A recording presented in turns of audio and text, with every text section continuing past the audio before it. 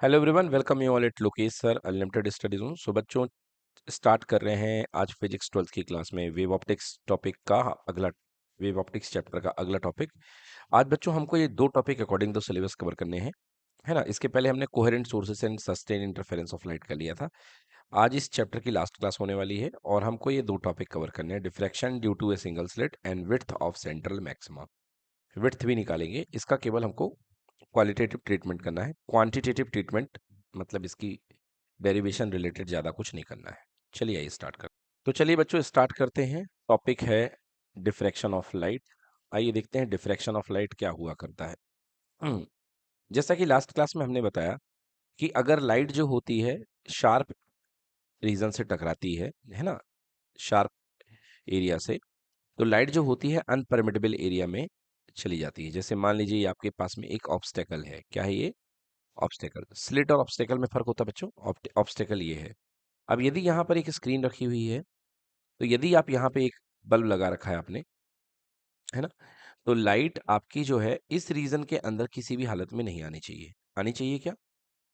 कभी भी नहीं आनी चाहिए, क्योंकि यहाँ ऑब्स्टेकल है। क्योंकि लाइट जो होती है, लाइट रे स्ट्रेट पाथ में ट्रेवल करती है, तो मैक्सिमम लाइट जो है इसके ऊपर ही रहेगी, है ना, इसके अंदर नहीं आ सकती। क्लियर? अब बेटा क्या होता है कि जो हमारे पास में सोर्स होता है एक, क्या होता है बेटा, मोनोक्रोमेटिक लाइट जो होता है एक वेव फ्रंट एमिट करता है कि नहीं करता बेटा? आपको पता है कि वेव फ्रंट का हर एक पॉइंट एक फ्रेश सोर्स के जैसे बिहेव करता है कि नहीं करता, बताइए। अब देखिए यहाँ पर जैसे ये वेव फ्रंट पहुंचेगा, तो इसका ये जो वेवलेट बनेगा बेटा, ये फिर एक फ्रेश सोर्स के जैसे बिहेव करेगा। यस और नो? मतलब ये भी अपनी ये क्रस्ट ट्रफ की फॉर्म में वेव फ्रंट बनाएंगे इस पॉइंट पे भी। क्लियर कि नॉट क्लियर? हम्म, तो यहाँ तो डायरेक्टली ट्रेवलिंग जो हो रही थी लाइट की, तो आपकी लाइट के आपको यहाँ पे ओरिजिनल लाइट आती मिलेगी। बट इस पॉइंट की हम बात कर रहे हैं, देखिए यहाँ पर क्योंकि फ्रेश सोर्स एक्ट करेगा, तो यहाँ पे भी वेव फ्रंट बनेंगे। अब इस वेव फ्रंट के भी क्रस्ट टफ मिलते दिखाई देंगे। क्लियर कि नॉट क्लियर? यस। अब यहाँ से भी देखिए, यदि ये इस तरीके से, तो एक पॉइंट ऐसा हो जाएगा बेटा कि आपको इस पॉइंट पर कंस्ट्रक्टिव इंटरफेरेंस दोनों वेव फ्रंट के होंगे, और ये अनपरमिटेबल एरिया पर भी आपको इसकी शेडो शेडो एरिया पे आपको ये लाइट आती दिखाई देगी। क्लियर कि नॉट क्लियर? मतलब यहाँ पर आपको परमिसिबल नहीं है लाइट का आना, मगर यहाँ पर भी आपकी लाइट बनेगी। क्लियर हो गया?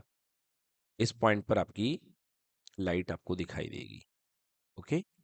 इनफैक्ट इस पॉइंट पर जो लाइट की इंटेंसिटी होगी सबसे ज्यादा होगी। अभी मैं एक्सपेरिमेंट कराऊंगा, तो इस पॉइंट पर लाइट की इंटेंसिटी क्या होगी? सबसे ज्यादा। अच्छा, ये गैप इतना ज्यादा नहीं होता। इस डायग्राम को देख के ये मत समझ लीजिएगा कि ये गैप एक्चुअली इतना ज्यादा होता है। ये गैप काफी कम होता है, ठीक ना।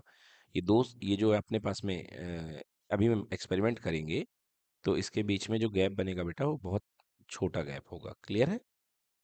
हाँ। तो इस तरीके से ऑब्स्टेकल के अंदर भी ये लाइट प्रेजेंट हो जाएगी, और इसको बोलेंगे कि मतलब जहां पर ज्योमेट्रिकल शेडो वाला पार्ट था उस पे भी लाइट का इंक्रोचमेंट हो जाएगा। इस बात को बोलते हैं हम लोग क्या? इस बात को बोलते हैं डिफ्रैक्शन। क्लियर कि नॉट क्लियर? तो डिफ्रैक्शन के लिए बेटा हमारे पास जो सिलेबस में है, हमको सिंगल सेट एक्सपेरिमेंट करना है। अच्छा, यहाँ पे मैक्सिमम क्यों बना? क्योंकि बेटा वेव फ्रंट का सेम फेज में जो वेव फ्रंट होंगे वो क्या करेंगे? ओवरलैप करेंगे, समझ, इंटरफेयर करेंगे। और सेम फेज में जो इंटरफेयर करते हैं वो क्या आपको प्रोड्यूस करेगा? सेम फेज में इंटेंसिटी मैक्सिमम हो जाती है। क्लियर कि नॉट क्लियर? बच्चों ये बात क्लियर हुई एकदम कि नहीं हुई? यस, क्लियर कि नॉट क्लियर? हाँ। एक बार फिर से बता देता हूँ। देखिए देखिए यहाँ पर जो है बेटा फ्रेश सोर्स एक्ट करेगा कि नहीं करेगा? अब ये फ्रेश सोर्स आपका वेव फ्रंट देगा कि नहीं देगा? इधर पे ये वाला भी फ्रेश सोर्स आपका वेव फ्रंट एमिट करेगा कि नहीं करेगा? अब ये वेव फ्रंट से निकलने वाले जो जो वेव फ्रंट्स है बेटा, आपको पता है कि सेम फेज में जो वेव फ्रंट ट्रेवल करेंगे, मान लो क्रस्ट से क्रस्ट अगर ट्रेवल कर गया, जैसे कि ये देखिए यहाँ पर इस पॉइंट पर ये वाली निकलने वाली रे और ये निकलने वाली रे का पाथ डिफरेंस कितना हो जाएगा? जीरो, क्योंकि जितना रास्ता इसने ट्रेवल किया उतना रास्ता इसने। यस और नो? और आपको लास्ट क्लास में पता है कि अगर पाथ डिफरेंस जीरो होता है, डेल्टा इक्वल टू जीरो होता है, तो किस टाइप का इंटरफेरेंस होता है बच्चों? कंस्ट्रक्टिव। क्लियर ना? और कंस्ट्रक्टिव इंटरफेरेंस में इंटेंसिटी क्या हो जाती है? बढ़ जाती है। क्लियर कि नॉट क्लियर? यस। तो इस तरीके से आपको ज्योमेट्रिकल शेडो के रीजन में भी आपको लाइट अंदर होती हुई दिखाई देगी। क्लियर हो गया? इस बात को आप बोलते हैं क्या? डिफ्रैक्शन। क्लियर कि नॉट क्लियर? चलिए अब आइए इसको थ्योरी कर लेते हैं। Diffraction of light. Diffraction of light is the phenomenon of bending of light around corners of N obstacle और एपर्चर। तो देखिए दो चीजें हैं, एपर्चर और ऑब्स्टेकल। अभी आपने क्या देखा कि ऑब्स्टेकल देखा कि ऑब्स्टेकल के अराउंड में यहाँ से लाइट गई और लाइट क्या हो गई, लाइट को एक्चुअली जाना यहाँ था बट लाइट अनपरमिटेबल एरिया में भी घुस गई। सो this is the bending of light और इंक्रोचमेंट ऑफ लाइट। क्लियर कि नॉट क्लियर? हाँ। Bending of light around the corners of N obstacle. और एपर्चर की बात कर लो बेटा, एपर्चर फॉर एग्जांपल बेटा, एपर्चर देखो जैसे क्या होता है बेटा, लेंस वगैरह होते हैं ना, लेंस का ये एपर्चर होता है जो कि बहुत शार्प होता है। मतलब इसकी जो साइज होती है ये लाइट की वेवलेंथ से कम होती है। तो बेटा यहाँ भी आपको क्या दिखाई देगा, यहाँ पे आपको डिफ्रैक्शन दिखाई देगा। क्या दिखाई देगा यहाँ पे आपको? डिफ्रैक्शन। और डिफ्रैक्शन के कारण यहाँ पे भी क्या हो जाएगी, लाइट इस तरीके से बेंड हो जाएगी। क्लियर? एपर्चर के बाद बेटा स्लिट की बात कर लो। ये देखो इसको बोलते हैं हम लोग स्लिट, है ना? सॉरी, ये था अपने पास में क्या, ये था ऑब्स्टेकल और ये है स्लिट। क्लियर? ये सिंगल स्लिट है। तो जैसे आप यहाँ से लाइट सोर्स दोगे तो आपकी लाइट एक्चुअली कहाँ तक आनी चाहिए, इस रीजन में आनी चाहिए। बोलो यस और नो? इसके ऊपर तो नहीं आनी चाहिए। मगर बेटा यहाँ पे बहुत शार्प है तो यहाँ पर क्या हो जाएगा, इस तरीके से यहाँ पे भी डिफ्रैक्शन हो जाएगा। क्लियर कि not clear? Yes. So bending of light around the corners of an obstacle or an aperture in the path of light, this is called diffraction. On account of this bending, the light penetrate into the geometrical shadow of the obstacle. इसके कारण, diffraction के कारण, bending of light के कारण, light जो होती है कहाँ penetrate कर जाती है? Geometrical shadow region में। Clear कि not clear? मतलब जहां अंधेरा होना था वहां पे प्रकाश हो जाएगा, लाइट हो जाएगी। क्लियर? अच्छा, डिफ्रैक्शन मच मोर इफेक्टिव कब होगा? जब मैंने आपको बताया कि अगर ऑब्स्टेकल का जो साइज है या स्लिट का जो साइज है वो लाइट के वेवलेंथ से भी क्या होगा, कम होगा, है ना? तो आपको डिफ्रैक्शन बहुत क्लियरली दिखाई देगा। मगर हमारी दुनिया में बेटा ऐसा होता नहीं है। हम लोग जो देखते हैं उसमें डिफ्रैक्शन बहुत ज़्यादा नहीं दिखाई देता समझ में, क्योंकि हमारी ज़िंदगी में ये जो साइज होते हैं पार्टिकल के, ये काफ़ी बड़े होते हैं। क्लियर? देखिए बच्चों, ये आपको मैं इंटरफेरेंस पैटर्न यहाँ पे दिखा रहा हूँ। तो बीच में बेटा सबसे ज्यादा इंटेंसिटी मैक्सिमम आ रही है, जहां पर इंटेंसिटी मैक्सिमम होगी वो सेंट्रल मैक्सिमम है। ठीक है? अच्छा बेटा देखो, बाद में इसके बाजू में ये छोटा सा गैप यहाँ पे दिख रहा है, हल्का सा दिख रहा है, नहीं दिख रहा है गैप? तो बेटा ये जो है यहाँ पर क्या हुआ है, डिस्ट्रक्टिव इंटरफेरेंस हुआ है। चलिए ये देखिए, यहाँ पर ये कंस्ट्रक्टिव इंटरफेरेंस हुआ है। क्लियर कि नॉट क्लियर? बीच में बेटा ये गैप हो दिख रहा है ना, ये डिस्ट्रक्टिव इंटरफेरेंस है। देन इसके बाद में फिर से ये डिस्ट्रक्टिव है। तो यहाँ पर इंटेंसिटी मैक्सिमम है, तो इस वाले रीजन को बोलते हैं सेंट्रल मैक्सिमम। क्या बोलते हैं बेटा? Central maximum. कंस्ट्रक्टिव इंटरफेरेंस हुआ होगा। फिर इसके बाद में बेटा ये जो ये वाला दिखा है ना, ये वाला क्या होगा, ये भी मैक्सिमम है और ये भी मैक्सिमम है, बट ये सेंट्रल नहीं है ना, ये प्राइम फर्स्ट मैक्सिमम है। ये कौन सा मैक्सिमम है? First maximum. तो ये वाला जो सेकंड वाला निकल रहा है ये है फर्स्ट मैक्सिमम। क्लियर कि नॉट क्लियर? और ये बीच में ब्लैक वाला निकल गया, ये क्या है? First minimum. क्या है ये? First minimum. बोलिए क्लियर आया कि नहीं है समझ में? बीच में central maximum, then first maximum इधर से भी, फर्स्ट मैक्सिमम इधर से भी, और ये जो ब्लैक वाला निकल रहा है ये फर्स्ट मिनिमम है। ओके, आ गया समझ में? तो इस तरीके से आप जो है, ये देखिए इंटेंसिटी कर्व मैं भी आपको बना के दिखाऊंगा। बीच में इंटेंसिटी आपकी मैक्सिमम निकलती दिखाई देगी। देन इसके बाद बेटा फर्स्ट मिनिमम ये भी है, फर्स्ट मिनिमम ये भी है। ठीक, क्लियर है? फिर ये इंटेंसिटी लगातार कम होती जाएगी, ये भी फर्स्ट मैक्सिमम, ये भी फर्स्ट मैक्सिमम, दोनों तरफ। ठीक है ना? इक्वल डिस्ट्रीब्यूशन हो जाएगा आपका। यस। तो इस तरीके से अभी हम लोग देखने वाले हैं पूरा डायग्राम, किस तरीके से डिफ्रैक्शन होता है। बच्चों जैसे मैंने आपको वेव ऑप्टिक्स की कंडीशन बताई कि the diffraction becomes much more effective when the dimension of the aperture of the obstacle are comparable to the wavelength of light. मतलब कि जिससे आपका, जिस ऑब्जेक्ट से आपका डिफ्रैक्शन हो रहा है वो मच मोर कंपेरेबल हो, मतलब लैम्डा के आसपास में हो। समझ में आ गया? जो साइज है आपका ऑब्स्टेकल का वो लैम्डा के आसपास में होना चाहिए, मतलब वेवलेंथ के आसपास में होना चाहिए, comparable to the wavelength of light. Done? Out of the given 3 cases diffraction is most pronounced when slit width is smaller than the wavelength of light. हाँ, मैंने बताया आपको कि सभी केसेस में, है ना, आपको सबसे ज्यादा डिफ्रैक्शन कब मिलेगा? जिस समय जो साइज है स्लिट की बहुत छोटी होगी। किससे? वेवलेंथ से। क्लियर कि नॉट क्लियर? ऐसे भी आपने एग्जाम में यहाँ पे देखा था, मैंने शॉर्ट्स आपको दिखाया था, उसमें आपने 2 ब्लेड का इस्तेमाल करके स्लिट बनाई थी। देखिए बच्चों, इस केस में यहाँ पे जो स्लिट बनाई गई है ना, बहुत ही पतली बनाई गई है ना, मतलब फिर भी ये ज्यादा ही है। लाइट की वेवलेंथ जो है इसके कंपेरेबल हो गई, बहुत ही कम है, मतलब 1 मिलीमीटर से भी कम का आप गैप देख रहे हैं। तो इस समय आपको डिफ्रैक्शन इसमें आपको देखने को मिला। तो बच्चों देखिए, स्लिट कब होगा डिफ्रैक्शन? जिस समय आपकी स्लिट की जो विड्थ होगी, है ना, वो वेवलेंथ से भी कम होगी। आइए देखते हैं। ये देखिए इंसिडेंट वेव फ्रंट है, ये प्लेन वेव फ्रंट है, इंसिडेंट वेव्स आ रही हैं, राइट? बेटा अगर आप इंसिडेंट वेव को, अगर आप साइज आपका ज्यादा है देखिए, तो डिफ्रैक्टेड वेव आपकी इस तरीके से जाएगी, आपका इस तरीके से डिफ्रैक्टेड वेव आपको दिखेगी। क्लियर? कुछ ज्यादा डिफ्रैक्शन आपको देखने को नहीं मिल रहा है, समझ गए ना, मतलब बेंडिंग पे कुछ ज्यादा मुड़ने को नहीं हो रहा है। ये देखिए इसका ज्योमेट्रिकल शेडो रीजन एक्चुअली ये है। तो ना के बराबर थोड़ी सी वेव केवल डिफ्रैक्ट हुई है कि नहीं हुई है? क्योंकि स्लिट की विड्थ ज्यादा है। अब आप देखिए, यदि स्लिट की विड्थ आपने और कम कर दी, तो देखिए ज्योमेट्रिकल शेडो रीजन इतना था कि नहीं था? बोलिए बच्चों, ज्योमेट्रिकल शेडो रीजन यही था ना? हाँ।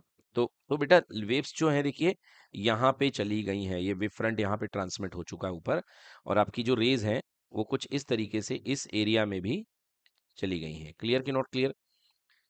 यस। तो यहाँ पर डिफ्रैक्शन हो चुका है, डिफ्रैक्शन यहाँ पे हो चुका है।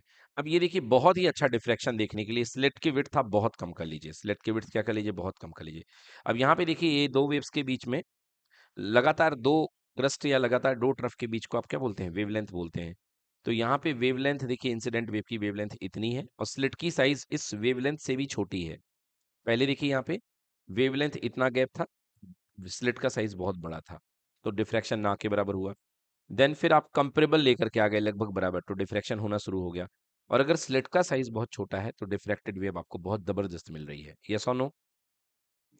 अब यदि यहाँ पे आप स्क्रीन लगा दें, तो देखिए स्क्रीन के लिए यहाँ पे डिफ्रैक्शन एक, ये यहाँ से, और ये आपका लाइट वाला एरिया है जिसमें परमिसिबल है। बोलिए यस और नो?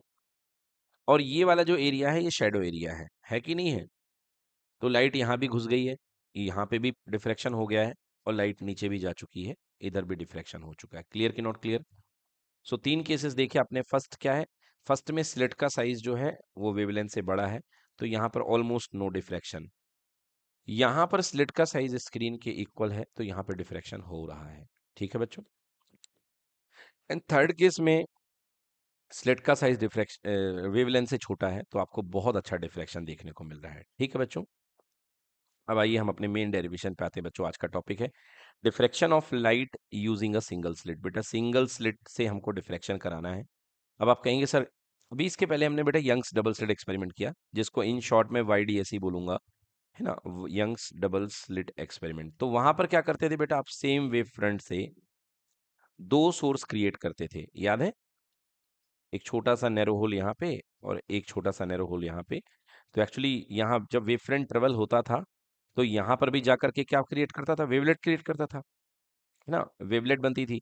और you know, each wavelet is the fresh source of light, है ना।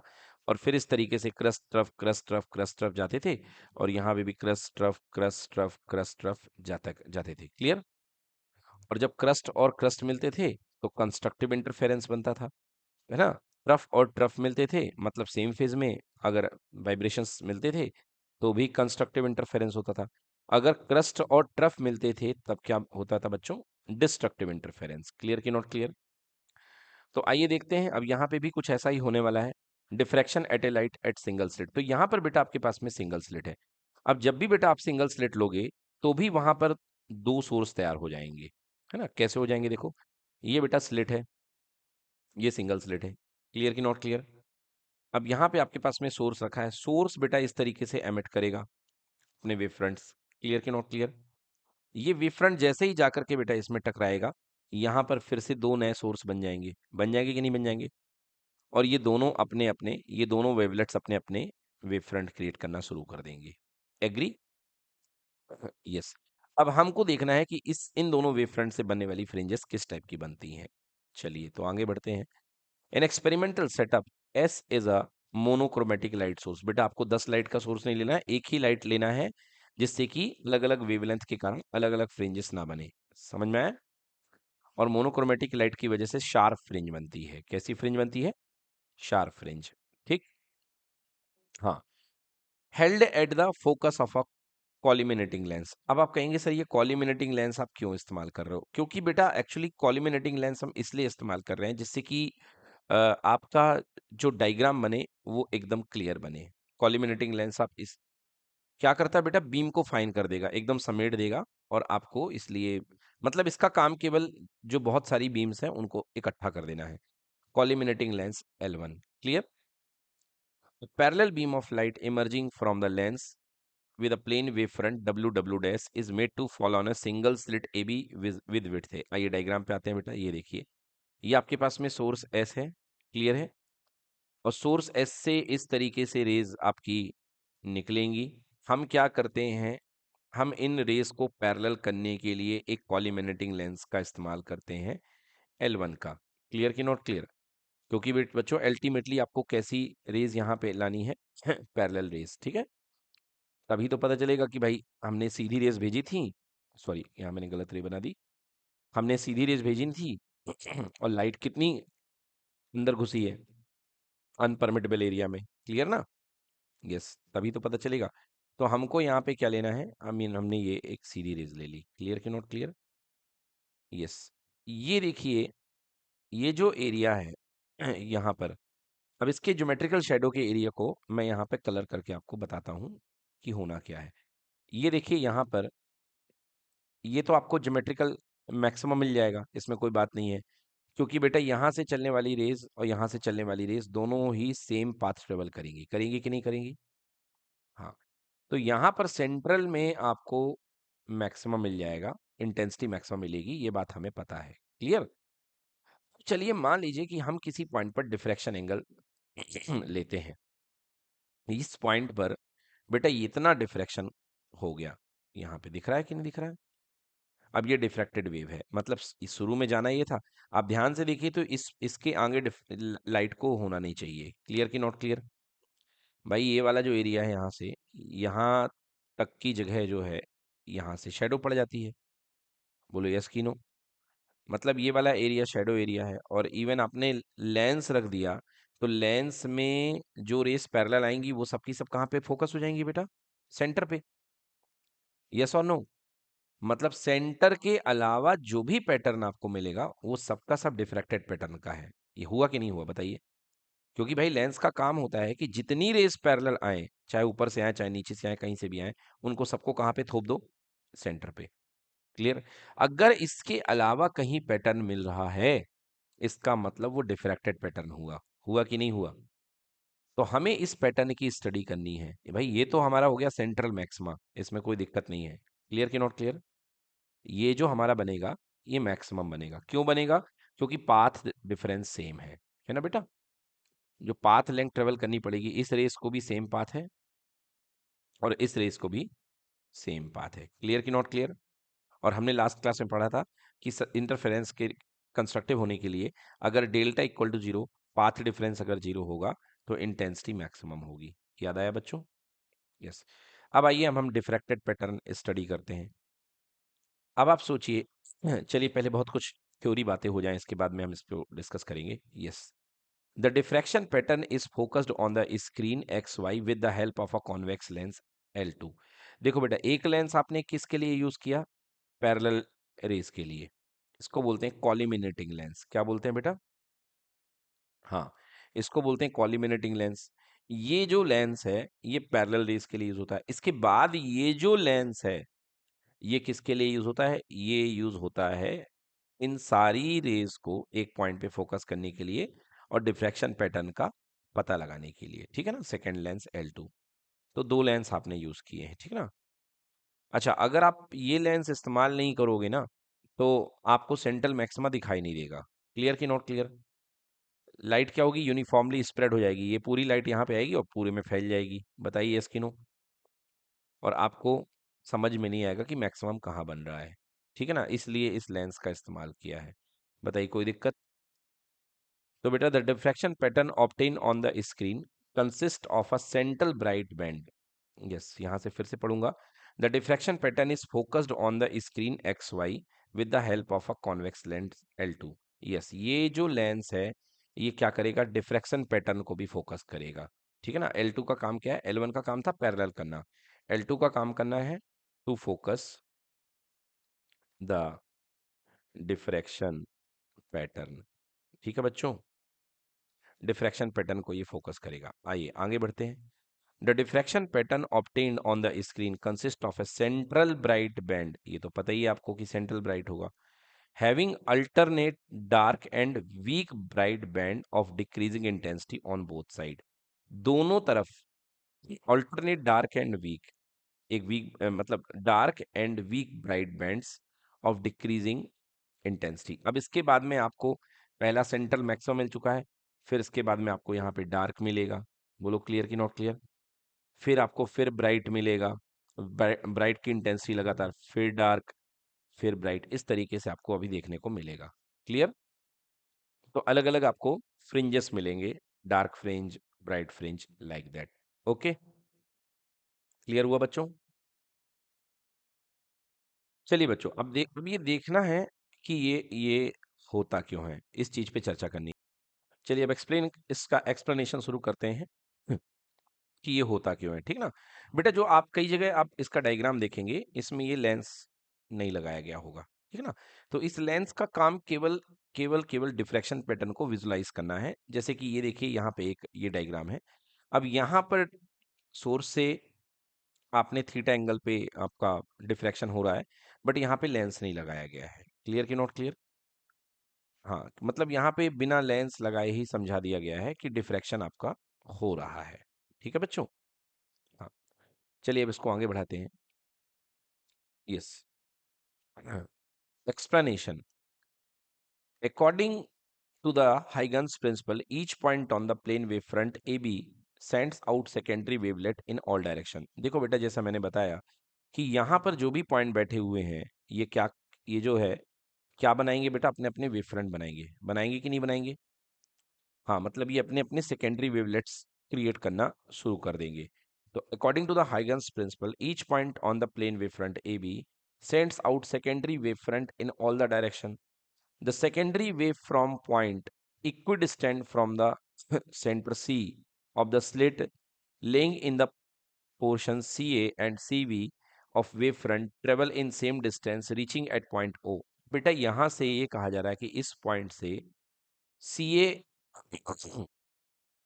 देखो यहां से इस पॉइंट से ये वाली वेव और ये वाली वेव, ऊपर और नीचे वाली वेव, इस तरीके से देखिए, ये वेव ऐसे आ गई और ये वेव यूं आ गई। क्लियर कि नॉट क्लियर। यस, ये वेव को सेम पाथ ट्रेवल करना था, जितना पाथ इसने ट्रेवल किया इतना पाथ इसने ट्रेवल किया। यस और नो।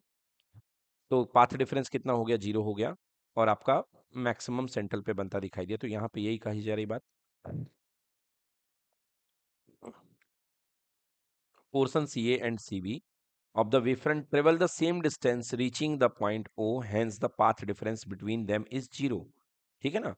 देखो, एक वेवलेट आपका सी ए पे क्रिएट हो रहा है, एक सी बी पे कहाँ क्रिएट, देखो बेटा ये सी है, यहाँ पे सी ए में क्रिएट होगा, यहाँ पे सी ए और यहाँ पे सी बी।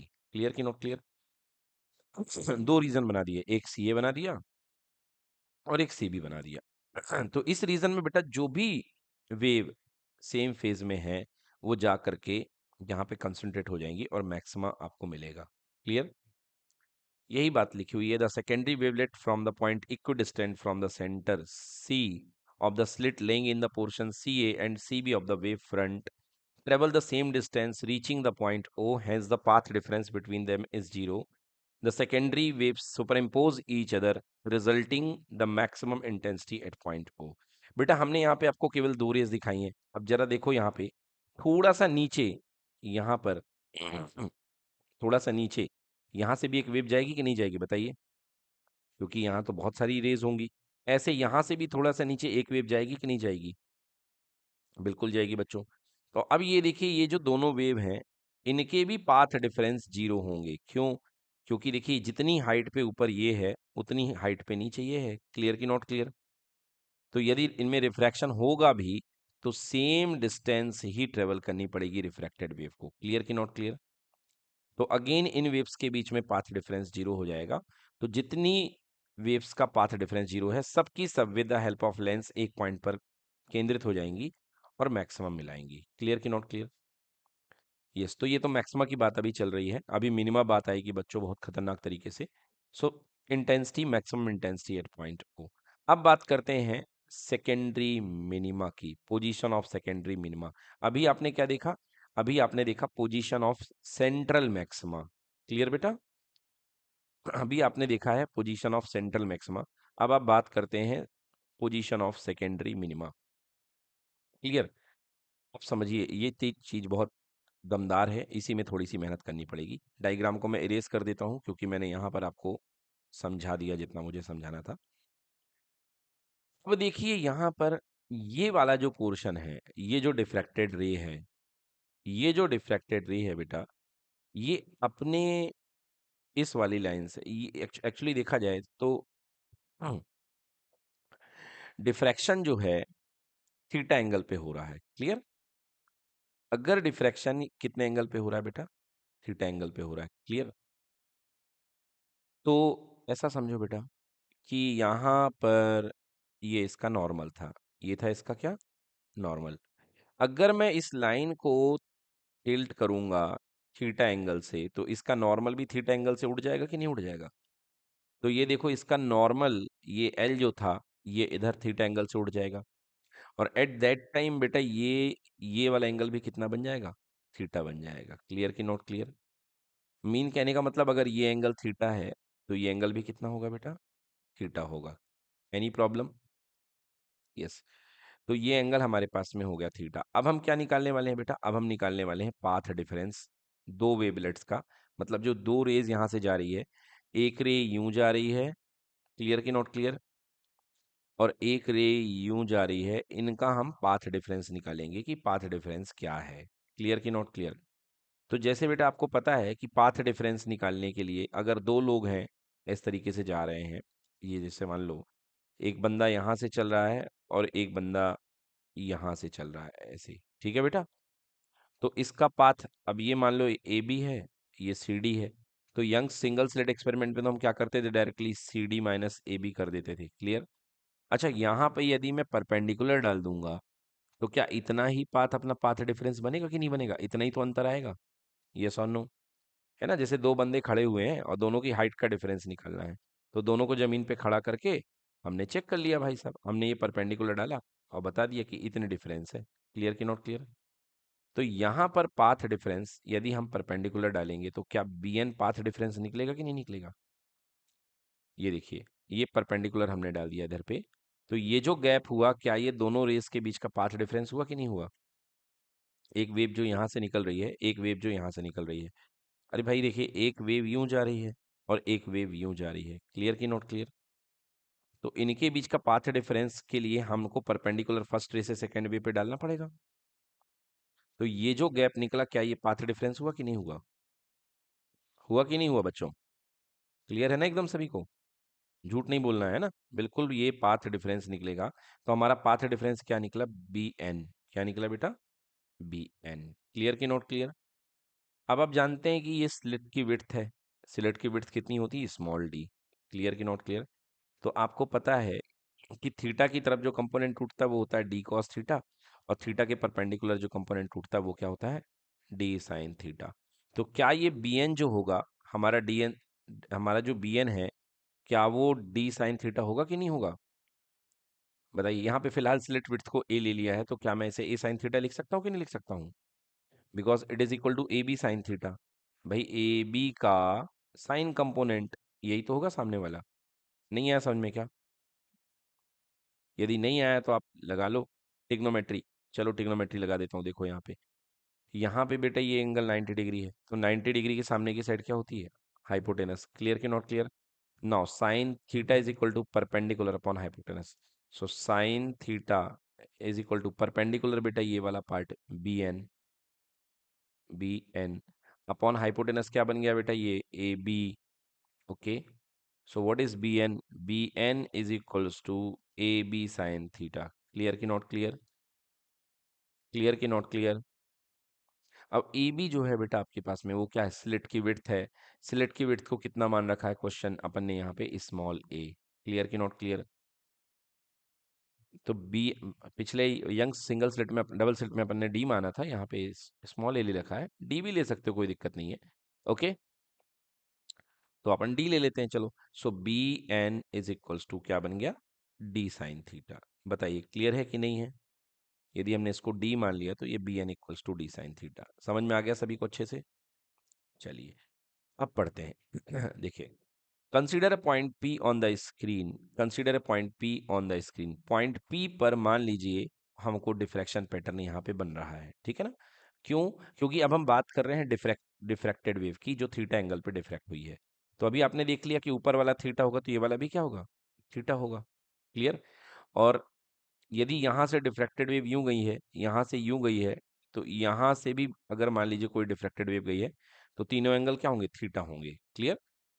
क्योंकि अगर एक वेव थीटा से डिफ्रैक्ट हो रही है तो सभी की सभी वेव्स थीटा से डिफ्रैक्ट होंगी. होंगी कि नहीं होंगी? एक पैटर्न ऐसा भी बनेगा. चलो, तो थीटा की बात हो चुकी है, हमने बता दिया कि किस तरीके से एंगल इक्वल होंगे. Yes, so consider a point P on the screen. Intensity of the point P will depend on the path difference between the secondary wave emit from the corresponding point of the wavefront. Yes, जो बेटा यहाँ पे intensity बन रही point P पर, जो pattern बन रहा है उसकी इंटेंसिटी डिपेंड करेगी कि जो दो वेव्स यहाँ पे इंटरफेयर हो रही हैं वो किस प्रकार से इंटरफेयर हो रही हैं. क्या वो कंस्ट्रक्टिवली इंटरफेरेंस हो रही हैं या डिस्ट्रक्टिवली इंटरफेरेंस हो रही हैं, right?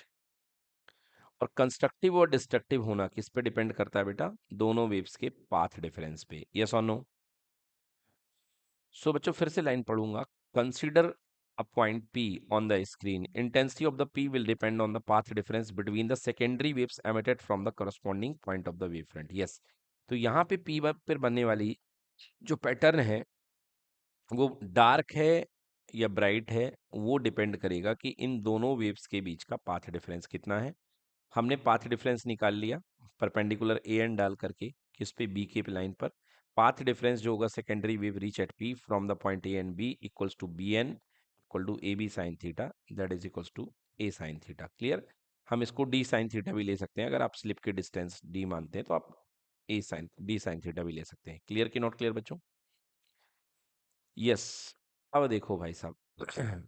In this path difference, if this path difference is lambda, then the P will be point of minimum intensity. कह रहा है कि अगर ये पाथ डिफरेंस लैम्डा का होगा तो यहां पर ये जो पी पर पैटर्न बनेगा ये मिनिमम इंटेंसिटी का होगा. इस चीज को समझिए बच्चों. Last Young's double slit experiment में आप जानते थे कि अगर दो वेव्स हैं, अगर उनके बीच का पाथ डिफरेंस बनता था एन लैम्डा. याद है बच्चों? N lambda. तो एन लैम्डा की कंडीशन में पाथ डिफरेंस एन लैम्डा होने पर फेज डिफरेंस आता था 2n पाई. 2n पाई आता था. और इस समय आपका कंस्ट्रक्टिव इंटरफेरेंस बना करता था, कंस्ट्रक्टिव इंटरफेरेंस. क्लियर कि नॉट क्लियर? बेटा इस बार इसका उल्टा है. अच्छा, और वहां पे क्या था डिस्ट्रक्टिव के लिए? डिस्ट्रक्टिव के लिए पाथ डिफरेंस था N lambda by to.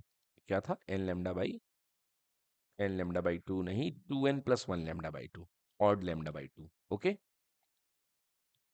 1 lambda by 2. तो उस समय जो पाथ डिफरेंस होता था दैट इज इक्वल्स टू होता था 2n+1 पाई बाई 2. और आपका डिस्ट्रक्टिव इंटरफेरेंस हुआ करता था. क्लियर कि नॉट क्लियर? हाँ, इसमें ऑड लैम्डा बाई 2 होता था पाथ डिफरेंस. आप देख लीजिए यदि आपको याद नहीं है तो, ये मेरे पास, हाँ, ये देखिए यहाँ पे. Yes, y is equals to, ये देखिए N lambda for maximum intensity, मतलब कि कंस्ट्रक्टिव इंटरफेरेंस के लिए आपका जो पाथ डिफरेंस होता था डी साइन थीटा, वो किसके इक्वल होता था? एन लैम्डा के। ठीक है। और यहाँ पर देखिए डार्क फ्रिंज के लिए जो पाथ डिफरेंस होता था वो 2n-1, यानी कि ऑड लैम्डा बाई 2, चाहे आप -1 ले लो या +1 ले लो, उससे कोई दिक्कत नहीं है। क्लियर? हाँ। तो 2n-1 लैम्डा बाई 2 जब होता था आपका डार्क फ्रिंजेस के लिए। ठीक है, अच्छी बात है। तो यहाँ पर बेटा उल्टा चलेगा। देखो यहाँ पर ये डार्क बन रहा है 2n-1 लैम्डा बाई 2 पे, ठीक है ना? यहाँ पर अगर डिफ्रैक्शन की बात करोगे तो ये केस किसके लिए अप्लाई होगा? ब्राइट के लिए। और अगर डिफ्रैक्शन की बात करोगे तो ये केस किसके लिए अप्लाई होगा? डार्क के लिए। क्लियर? एन लैम्डा के लिए डार्क उल्टा होगा, उल्टा होगा। ठीक है, डिफ्रैक्शन के लिए। तो देखिए आपने देखा ये इंटरफेरेंस का था। इंटरफेरेंस में एन लैम्डा पे आपको कंस्ट्रक्टिव इंटरफेरेंस होता था और ब्राइट मिलता था, ये सुनो।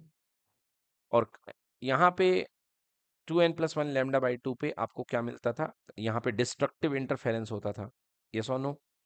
और डिस्ट्रक्टिव इंटरफेरेंस में आपको क्या मिलता था? डार्क मिलता था। क्लियर कि नॉट क्लियर? बेटा जो आप ये पढ़ रहे हो डिफ्रैक्शन, इसमें जस्ट उल्टा हो जाएगा। अगर मैं डिफ्रैक्शन को ग्रीन कलर से दिखाऊं तो बेटा यहाँ पर इस केस में पहले आपको ब्राइट मिल रहा था, अब यहाँ पे क्या मिलेगा? डार्क मिलेगा। और यहाँ पे आपको क्या मिलेगा? ब्राइट मिलेगा। यस, यहाँ पे आपको ब्राइट मिलेगा। क्लियर कि नॉट क्लियर? अब आइए समझते हैं किस तरीके से हमको ये डार्क और ब्राइट क्यों मिलता है। सर ये उल्टा क्यों हो गया? है ना, अभी तक तो सही चल रहा था, अब उल्टा क्यों हो गया? अब आप देखो, जैसे मान लो बेटा कि दो वेव्स यहां से निकली हैं और दोनों वेव्स के बीच का जो वेव लेंथ है, वेव डिफरेंस है, पाथ डिफरेंस है, मान लो वो लैम्डा है। क्लियर है? क्योंकि हम पूरे वेव्स के पाथ डिफरेंस की बात कर रहे हैं, ऊपर से लेकर के नीचे तक की। क्लियर? तो ऊपर से लेके नीचे तक का पाथ डिफरेंस कितना आ रहा है? लैम्डा। जो यहाँ पहली वेव है और आखिरी वेव है, जो यहाँ से चली हैं दो वेव्स, इसका टोटल का पाथ डिफरेंस कितना है? लैम्डा है। क्लियर? हाँ। तो फर्स्ट वाली वेव और लास्ट वाली वेव का पाथ डिफरेंस अपने पास में लैम्डा है, इस चीज को ध्यान में रखते हुए। अब होगा कैसे, देखो बेटा ध्यान से। If the path difference is lambda, बेटा पाथ डिफरेंस लैम्डा किसकी बात हो रही है? बेटा यहां से देखो, इसकी, यहाँ वाली वेव की और यहाँ वाली वेव की। ठीक है ना? इनका इनका पाथ डिफरेंस अपने पास में लैम्डा है। तो बेटा जब यहां से लेकर के आप इधर नीचे तक आए हो, ठीक है ना, इधर से लेके नीचे तक आए हो, तो आपको पाथ डिफरेंस कितना मिला है? लैम्डा मिला है। तो अगर आप आधे रास्ते तक आओगे तो यहां तक पाथ डिफरेंस आपको कितना मिल जाएगा दोनों वेव्स का? लैम्डा बाई 2 मिल जाएगा।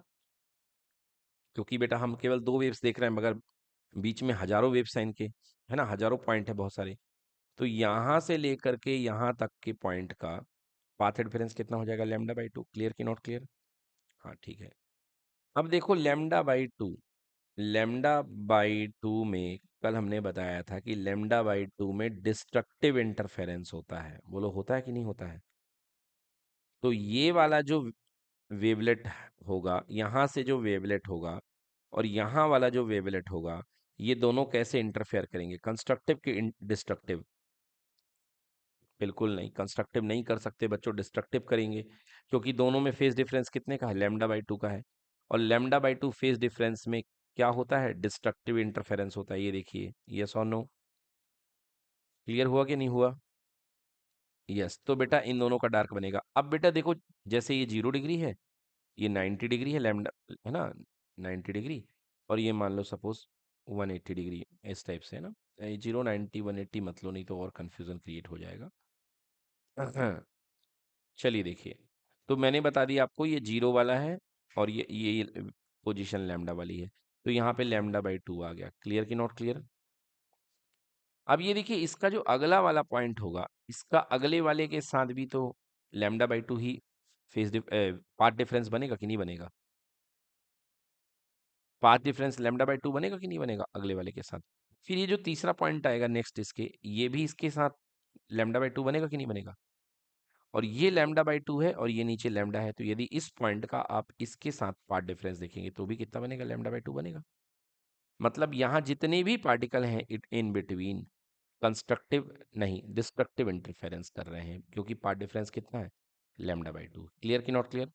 तो इन सब का पैटर्न यहाँ पर यदि बनेगा तो ये क्या बनेगा, डार्क बनेगा। क्या बनेगा बेटा, डार्क। क्लियर कि नॉट क्लियर? याद रखिएगा, पूरे वेव का पाथ डिफरेंस तो लैम्डा है, मगर जो इसके पार्ट बन रहे हैं, जो इनके छोटे छोटे वेवलेट बन रहे हैं, उनका भी पाथ डिफरेंस λ/2 अरेंज हो रहा है कि नहीं हो रहा है? तो वो सब अपना क्या बनाएंगे, डिस्ट्रक्टिव इंटरफेरेंस पैटर्न जनरेट करेंगे। ओके, अब जो मैंने आपको बताया वो आप पढ़ लीजिए इसको, देखिए। Yes, if the path difference is lambda, है ना, शुरू की और आखिरी वाली वेवलेट का जो पाथ डिफरेंस है क्या है बेटा, वो लैम्डा है। यस, टोटल अगर पाथ डिफरेंस लैम्डा आ रहा है, P will be the point of minimum intensity. इस केस में P जो होगा पॉइंट मिनिमम इंटेंसिटी का होगा। क्यों होगा? This is because whole wave front can be considered to be divided into the two equal half. इसको हम दो इक्वल हाफ में बदल लेते हैं, एक सी ए है, एक सी बी है। क्लियर कि नॉट क्लियर? ये आपने देखा था ए पॉइंट था, ये बी पॉइंट था, तो हमने इसको बीच में सी तोड़ लिया, एक सी ए और C B. Clear? And if the path difference between the secondary wave from A and B is lambda, यहाँ पे ए और बी का जो पाथ डिफरेंस टोटल बन रहा है वो लैम्डा बन रहा है। ए और बी का जो पाथ डिफरेंस बन रहा है वो कितना बन रहा है, लैम्डा। तो path difference between the secondary wave from A and C reaching P will be λ/2। तो ए और सी से जो वेव रीच कर रही है उनका पाथ डिफरेंस कितना बनेगा, λ/2 बनेगा कि नहीं बनेगा? भाई जब पूरे पाथ का, पूरे ए बी का लैम्डा है, तो इसका क्या बनेगा, λ/2। क्लियर कि नॉट क्लियर? और आपको पता है कि λ/2 पार्ट डिफरेंस होने पर कौन सा इंटरफेरेंस होता है, डिस्ट्रक्टिव। यस, बस इसी तरीके से इसके जो कॉरस्पॉन्डिंग पार्ट हैं, नीचे वाले हाफ के कॉरस्पॉन्डिंग पार्ट के साथ सबके सब λ/2 बनाएंगे कि नहीं बनाएंगे? Also for every point on the upper half A C, जितने भी अपर हाफ ए सी के हैं, there is also corresponding part in the lower half C B, वहाँ पे लोअर हाफ सी बी में भी है, for which the path difference between the secondary wave reaching at point P will be equals to λ/2, right? Therefore, destructive interference will be takes place and therefore P is the point of first secondary minima। इस तरीके से यहाँ पर point P पर आपका पहला secondary minimum बनेगा। समझ में आया? फर्स्ट क्या बना था, ब्राइट बना था, और ये क्या बनेगा, अब डार्क बनेगा। सिमिलरली नीचे भी, हाँ डार्क बनेगा। सिमिलरली नीचे भी आपका फर्स्ट मिनिमम बनेगा, सेकेंडरी मिनिमम। तो इस तरीके से आपको इंटेंसिटी पैटर्न आपको दिखाई देगा। इस पॉइंट पर मैक्सिमम इंटेंसिटी, देन यहाँ पे मिनिमम, एंड देन यहाँ पे भी मिनिमम। क्लियर कि नॉट क्लियर? यस, तो minimum, yes, secondary minimum. Similarly path difference B N equals to 2 λ। अब देखो बेटा, पहले केस में आपने क्या देखा, पहले केस में देखा आपने पाथ डिफरेंस जो बी एन था, उसको आपने बी एन को कितना कंसीडर कर लिया, लैम्डा। बोलो यस और नो? अगला, अगर पाथ डिफरेंस 2 λ हुआ, बोलो यस और नो? तो 2 λ होगा तो फिर से वही आधा आधे का केस जनरेट हो जाएगा। क्लियर? और फिर से डिस्ट्रक्टिव पैटर्न बनेगा कि नहीं बनेगा? तो मेरे कहने का मतलब, पाथ डिफरेंस डिफ्रैक्शन के केस में n λ जब तक होगा, तब तक यहाँ पर आपको डिस्ट्रक्टिव मिलेगा, डार्क बैंड मिलेंगे। क्लियर कि नॉट क्लियर? हाँ, तो ये किसके केस में, डिफ्रैक्शन के केस में आपको डार्क बैंड मिलेंगे। कब? जब पाथ डिफरेंस आपका होगा n λ। ठीक ना? तो हमने अभी 1 λ का केस देख लिया, 2 λ करोगे, 3 λ करोगे, 4 λ करोगे, सब में आपको कैसा पैटर्न मिलेगा, डार्क पैटर्न, डार्क मिलेगा। कंस्ट्रक्टिव नहीं बच्चों, डिस्ट्रक्टिव एंड डार्क। ठीक ना? डार्क हमेशा डिस्ट्रक्टिव पे बनता है। क्लियर? कंस्ट्रक्टिव किसके लिए था, डबल स्लिट के लिए था, है ना? इसी पे डबल स्लिट में कंस्ट्रक्टिव हो रहा था, मगर डिफ्रैक्शन में सिंगल स्लिट में इसी पे क्या हो रहा है, डिस्ट्रक्टिव हो रहा है। ठीक है? तो आपको डार्क बैंड मिलता दिखाई देगा। अब डार्क बैंड आपको मिलता दिखाई दिया, यस ये लिखा है मैंने, तो हमको क्या लिख सकते हैं, in general, then the point we will be the position of second minimum and so on.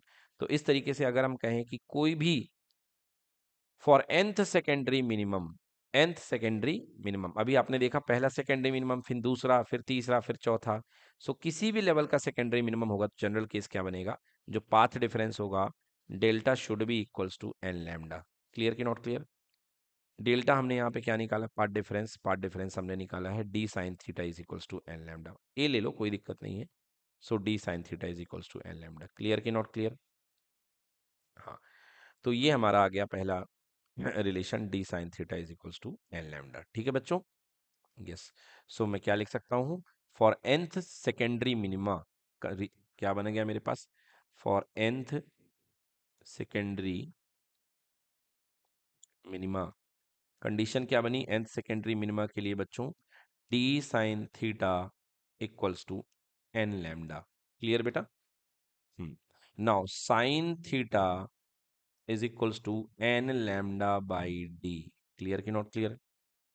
Sign theta is equal to N lambda by D. ठीक है बेटा, ये एंगल बहुत स्मॉल होते हैं, तो sign theta is approachable to theta, so theta is equals to N lambda by D. Clear कि not clear? ये आ गई, इसको हम क्या बोलते हैं, ये हमारे पास आ गई है theta is equals to N lambda by D. Clear? Theta is equals to N lambda by D, ये कहलाएगी एंगुलर विड्थ। क्या कहलाएगी बेटा? Angular width. हाँ, ये कहलाएगी एंगुलर विड्थ। ठीक है, चलिए अब देखते हैं। अब हम, ये थीटा आ चुका है। नाउ आप जानते हैं कि angle angle is equals to arc upon radius. बोलिए क्लियर कि not clear? Angle is equal to arc upon radius. तो अभी आपने देखा यहाँ पे ये पैटर्न का एंगल यहाँ पे कितना बन गया, थीटा बन गया। क्लियर कि नॉट क्लियर? एंगल, ये जो आर्क बनेगा यहाँ पे बेटा, पोजीशन बनेगी मिनिमा की, इसको मैं वाई ले सकता हूँ, ये ऊपर की पोजीशन वाई है। Clear not clear? और यहाँ पे डिस्टेंस कितनी है दोनों स्लिट और स्क्रीन के बीच की, D. Clear? So angle is equal to arc upon radius से, तो एंगल यहाँ पे कितना, थीटा इज इक्वल्स टू निकला है N lambda upon D. Clear? Equals to arc की वैल्यू, देखिए आर्क यहाँ पे क्या कहला जाएगा, वाई, और रेडियस क्या बन जाएगी, D. Clear? So Y N, nth dark जो आपकी पोजीशन बनेगी, ए डी ऊपर चला जाएगा, that is equals to N D lambda by D. Clear कि नॉट क्लियर? ये किसकी पोजीशन है, nth डार्क की। क्लियर? क्लियर हो गया? हाँ, सो nth डार्क की पोजीशन बनेगी N D lambda by D, ये इसको लिखना पड़ेगा आपको। So this is the position of nth dark. Okay, yes. चलिए अब बात करते हैं second position of secondary maxima. बच्चों आपने मिनिमा तो देख लिया, यस और नो? अब आप मैक्सिमा की बात करते हैं, किसकी बात करेंगे, मैक्सिमा की। तो अभी हमने आपको बताया कि बेटा डी साइन थीटा जब एन लैम्डा के बराबर होता था, डी साइन थीटा किसके बराबर होता था, एन लैम्डा के, तब आपने देखा था कि आपको सेकेंडरी मिनिमा मिले हैं। मिले हैं कि नहीं मिले हैं? तब आपको क्या मिले हैं, सेकेंडरी मिनिमा। बिल्कुल उल्टा, इंटरफेरेंस डबल स्लिट का बिल्कुल उल्टा। क्लियर कि नॉट क्लियर? अब अगर आपको मैक्सिमा चाहिए है तो बिल्कुल उल्टा कर दो आप, तो D sine theta is equals to lambda by two का odd multiple, theta lambda by two times of two N plus one. याद आया कुछ? ये देखिए बच्चों, two N plus one lambda by two, ये था वहां पर डिस्ट्रक्टिव के लिए, अब बन जाएगा कंस्ट्रक्टिव के लिए। क्लियर कि not clear? So D sine theta is equals to two N plus one lambda by two. तो यहां से आपका ये कंडीशन बन गई है। यस, देखते हैं।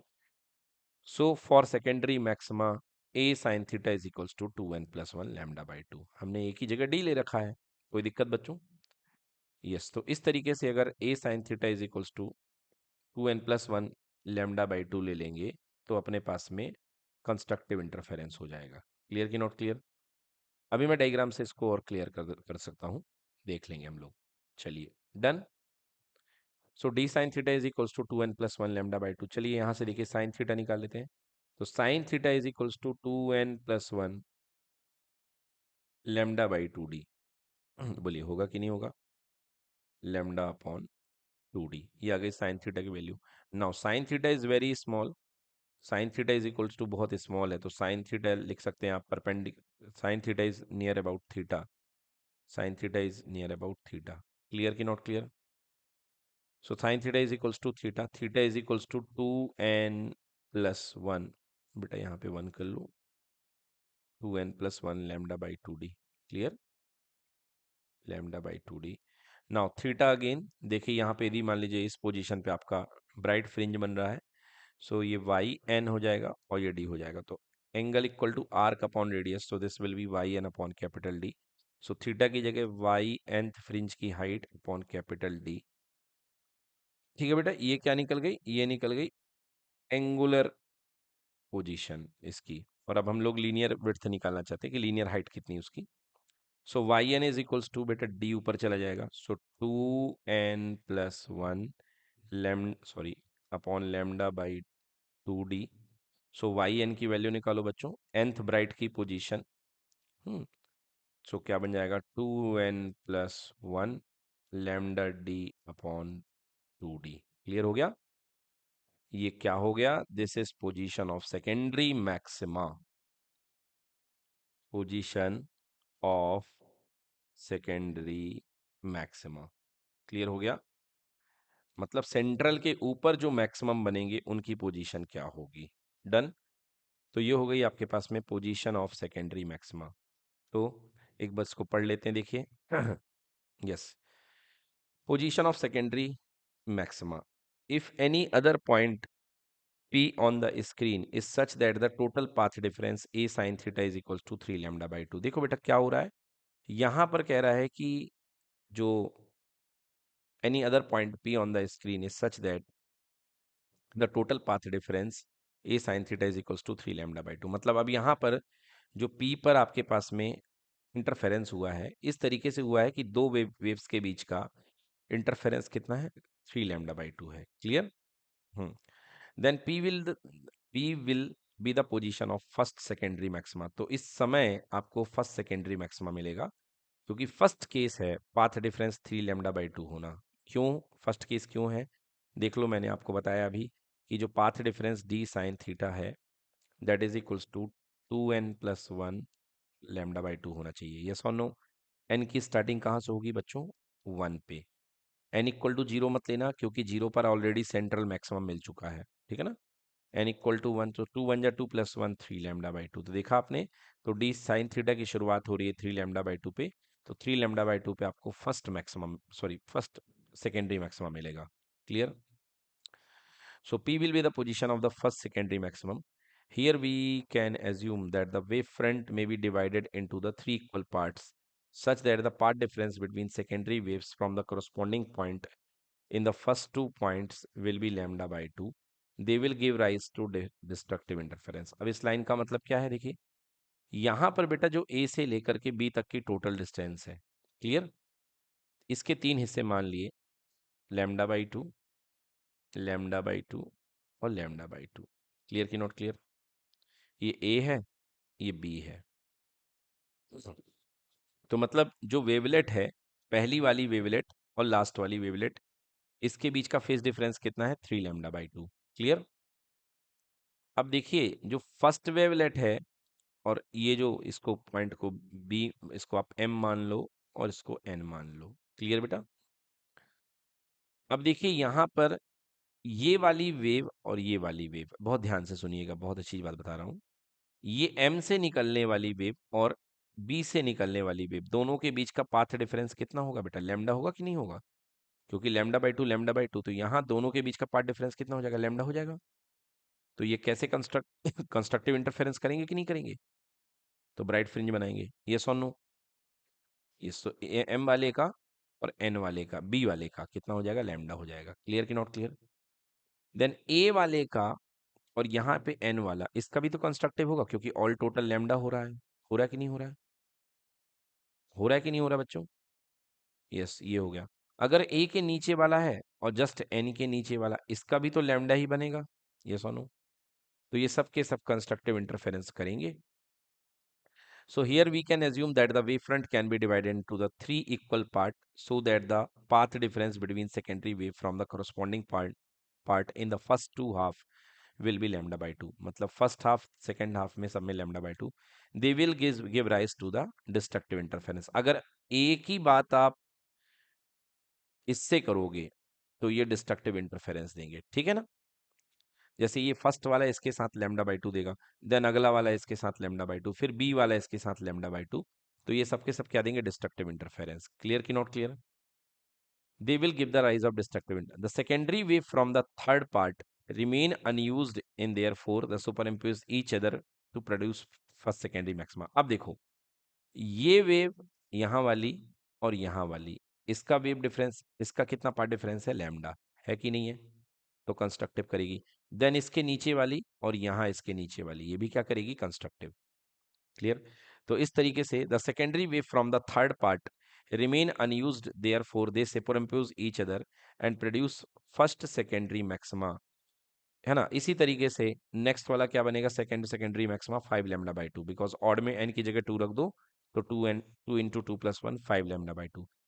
सिमिलरली इसी तरीके से हम अगले सेकेंडरी मैक्सिमा जिनकी इंटेंसिटी कम होगी वो हम प्राप्त करते जाएंगे। और अगर आप जनरलाइज रिजल्ट निकालेंगे nth सेकेंडरी मिनिमम मैक्सिमम के लिए, तो ये क्या बन जाएगा बेटा, that time a sine theta must be equal to 2n plus 1 lambda by 2। Clear की नॉट क्लियर?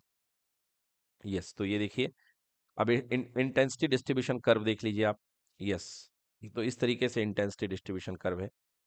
यहाँ पर देखिए मैक्सिमम जो होगी सेंट्रल पे इंटेंसिटी क्या होगी आपकी, हाईएस्ट होगी। क्लियर की नॉट क्लियर? यस। और ये पाथ डिफरेंस आपका ए साइन थीटा, देखिए जब आपने, मैंने क्या बताया, एन लैम्डा था कंस्ट्रक्टिव में, तो यहाँ पे डिस्ट्रक्टिव हो रहा है, diffraction, D for diffraction and D for destructive. Clear? तो एन लैम्डा पे आपको इंटेंसिटी मिनिमम मिलेगी, ये देखिए मिनिमम, मिनिमम, मिनिमम। क्लियर? इधर भी मिनिमम, मिनिमम, मिनिमम। और बाकी केसेस पे आपको ये देखिए, यहाँ पे क्या आएगा, यहाँ पे आएगा 3 लैम्डा बाई 2। क्या आएगा, 3 लैम्डा बाई 2। तो ये फर्स्ट सेकेंडरी मैक्सिमा, ये second secondary maxima and so on. Clear कि नॉट क्लियर बच्चों? रीड कर लेते हैं इंटेंसिटी डिस्ट्रीब्यूशन कर्व को। The point O correspond to the position of the central bright maximum and the point with path difference a sin theta lambda 2 lambda n lambda, ये क्या देंगे बेटा, secondary minima देंगे। Clear? The secondary minima are the point in between secondary maxima and are decreasing intensity if intensity is O at I0। बेटा यहाँ पे यदि इसकी इंटेंसिटी I0 है, then it is found at the first intensity is I0 by 9। मतलब अगले case में बेटा इसकी इंटेंसिटी हो जाएगी I0 अपॉन 9, और इसके केस में हो जाएगी I0 अपॉन 25। ये एक्सपेरिमेंटली पाया गया है एंड सो ऑन, मतलब इंटेंसिटी बहुत तेजी से घटती है। क्लियर? अब बात करते हैं width of the central maxima की, सेंट्रल मैक्सिमा की विड्थ क्या है। ये देखिए बेटा यहाँ पे, तो जीरो से लेकर के यहाँ तक की ये वाली विड्थ है, और जीरो से लेकर के यहाँ तक की ये वाली विड्थ है। क्लियर की नॉट क्लियर? अभी आपने सेंट्रल मैक्सिमम की पोजीशन निकाली थी, कहाँ निकाली थी सेंट्रल मैक्सिमम की पोजीशन, ग्रीन वाली स्लाइड पे। ये देखिए ग्रीन वाली स्लाइड पे आपने जो फर्स्ट डार्क है वहां पोजीशन आपने निकाली थी, तो डार्क की पोजीशन कितनी निकली थी, N D lambda by D. ये सोनो, ये डार्क था कि नहीं था? तो अगर आप n इक्वल टू 1 पुट कर देंगे, ये देखिए ये डार्क के लिए था बेटा, मैंने बताया था फॉर सेकेंडरी मिनिमा। क्लियर है ना? तो जो nth डार्क की पोजीशन निकली थी वो N D lambda by D निकली थी। इसको मैं लिख देता हूँ, nth डार्क की पोजीशन है Y N equals to N D lambda by D, small D. Clear की नॉट क्लियर? तो n इक्वल टू 1 रख दो बच्चों, n इक्वल टू 1 रख दोगे तो फर्स्ट डार्क आ जाएगा, और n रखोगे तो n डार्क आएगा। तो 1 के लिए कितना आएगा, डी लैम्डा बाई डी आएगा कि नहीं आएगा? मतलब डायग्राम में ये सेंट्रल है अपने पास में, तो जो पहला डार्क मिलेगा वो D lambda upon small D पे मिलेगा ऊपर की तरफ। बताइए कि नॉट, यस और नो? ऐसे ही इतनी ही दूरी पर आपको नीचे की तरफ फर्स्ट डार्क नीचे भी मिलेगा, that is equals to D lambda by D. Clear कि not clear?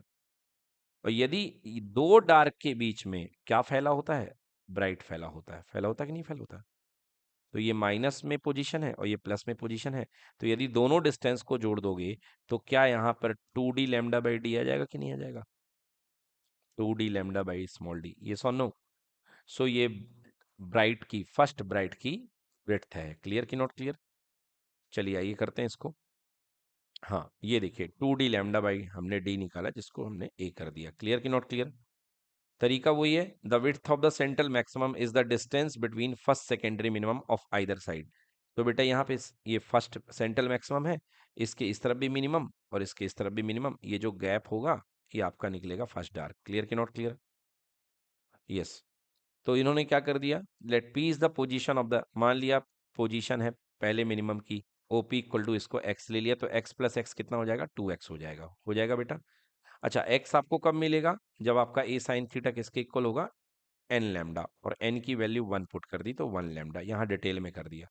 So sine theta is equal to lambda by A. Clear?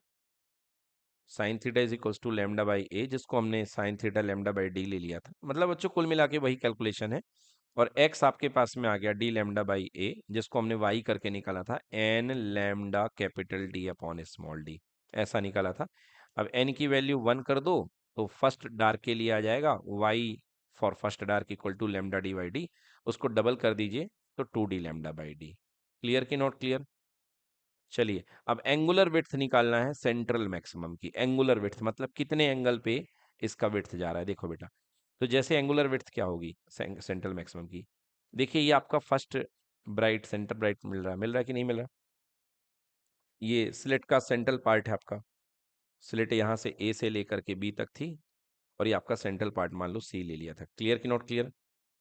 अब यहाँ भी आपको क्या मिल गया बेटा, डार्क मिल गया। डार्क को मैं ब्लैक कलर से दिखा देता हूँ, ठीक है ना। ये भी आपको क्या मिल गया, यहाँ पे डार्क मिल गया, और यहाँ पे भी क्या मिल गया, डार्क मिल गया। क्लियर कि नॉट क्लियर?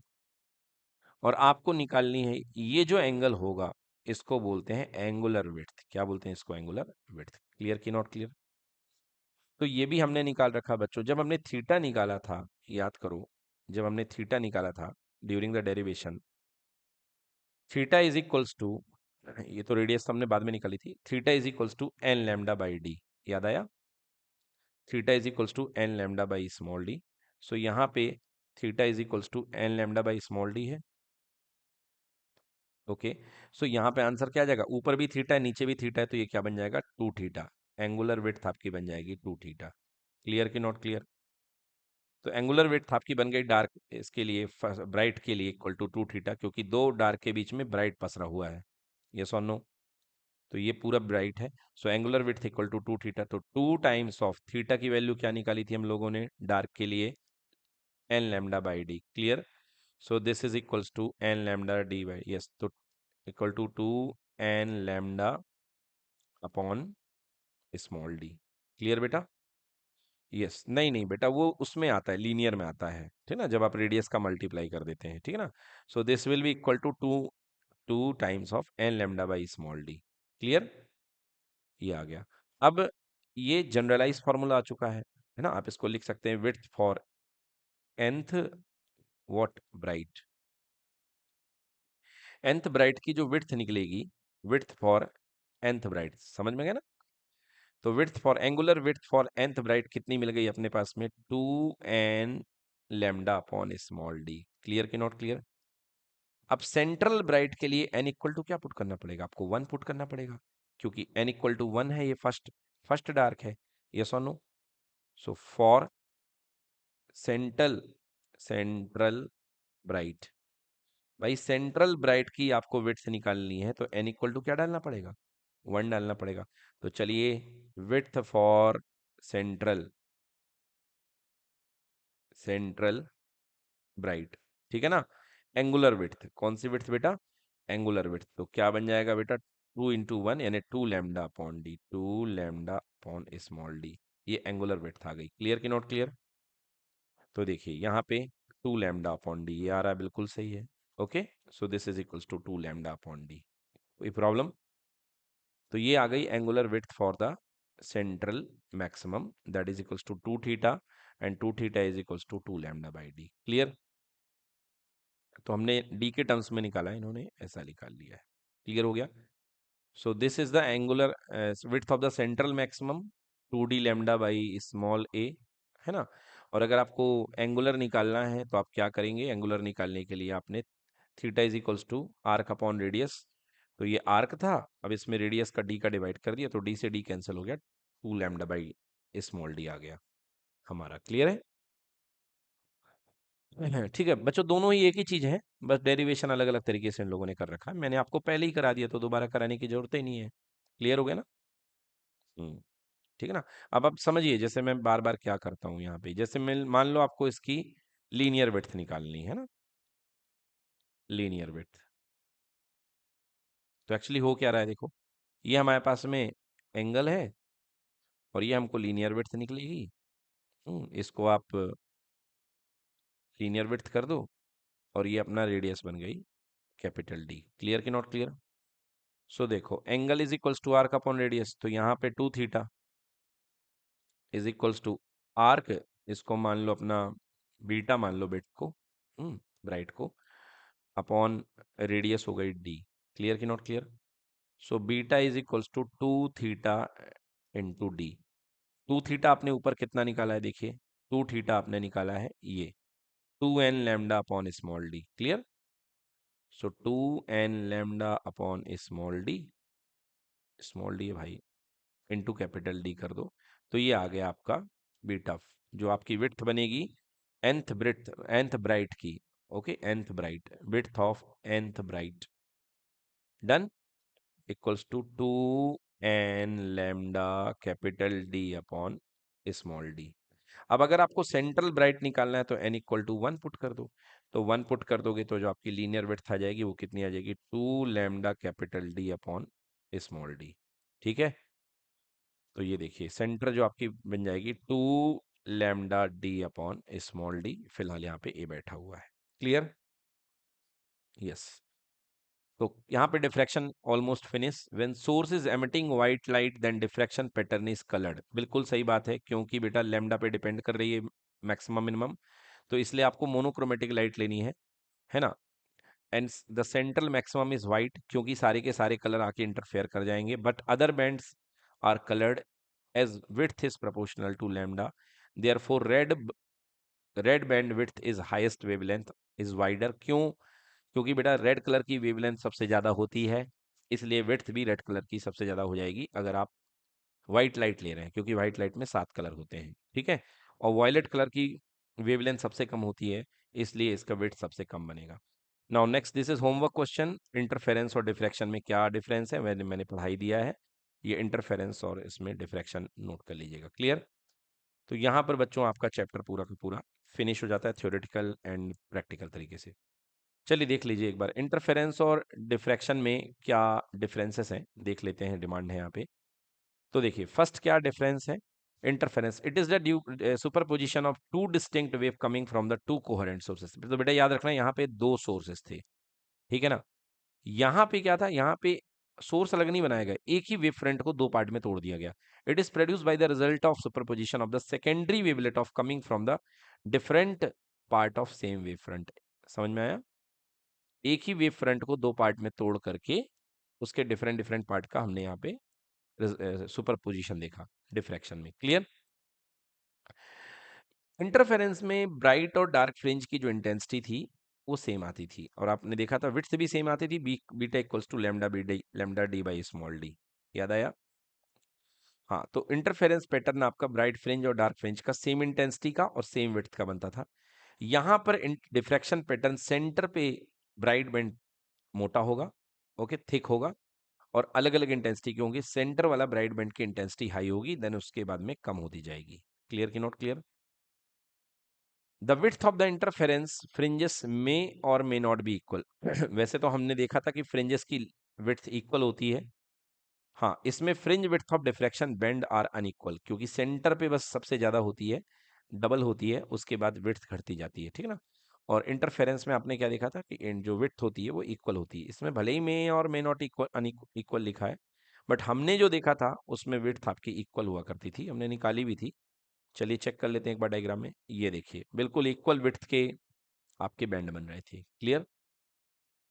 फ्रिंज विड्थ जो थी वो इक्वल हुआ करती थी। यस, यस, ब्राइट फ्रिंज की जो विड्थ होती थी that is equals to N lambda by D आपस में, है ना। और जो डार्क फ्रिंज की विड्थ होती थी, fringe width in medium is equals to, अच्छा मीडियम में वेरी कर जाएगी, यस, ये हो जाती थी। ओके, ऑलमोस्ट आपने सब कुछ पढ़ा दिया है, अब थोड़ा सा आप खुद भी ध्यान दीजिए बच्चों, तो आपको और ज़्यादा कॉन्फिडेंस डेवलप होगा। बहुत सारी बातें हैं फ्रिंज विड्थ की, देखिए, fringe width of bright fringe equal to D lambda by D, okay, and fringe width of dark fringe, yes मैं इसी की बात कर रहा था, that is equals to D lambda by D. तो इंटरफेरेंस के केस में अगर आप मीडियम इंटरवीन नहीं करते हैं तो तब तक आपकी फ्रिंज विड्थ क्या होती थी, इक्वल होती थी, मतलब जितना ब्राइट उतना डार्क, ठीक है ना। मगर यहाँ पे अलग रहेगा, इसमें ब्राइट और डार्क के अलग अलग लेंथ बनेंगी। क्लियर। देखिए जहाँ की डिफरेंस की बात करें, superposition of two waves होता था यहाँ पे इंटरफेरेंस में। यहाँ bending of waves around edges, मतलब एक ही वेव होती थी उसकी बेंडिंग हो जाती थी। Super position of waves from to coherent sources, भाई साहब यहाँ पे सेम सोर्स होता था।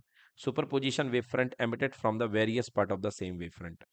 इक्वली स्पेस फ्रिंजेस बनते थे, इसमें अनइक्वली स्पेस फ्रिंजेस बनते थे। इंटेंसिटी ऑफ ब्राइट फ्रिंज सबकी सेम रहती थी, यहाँ पे इंटेंसिटी लगातार कम हो जाती है, falls rapidly for higher order. Large number of fringes are obtained, यहाँ पे लेस नंबर ऑफ फ्रिंज बनते हैं, ठीक है।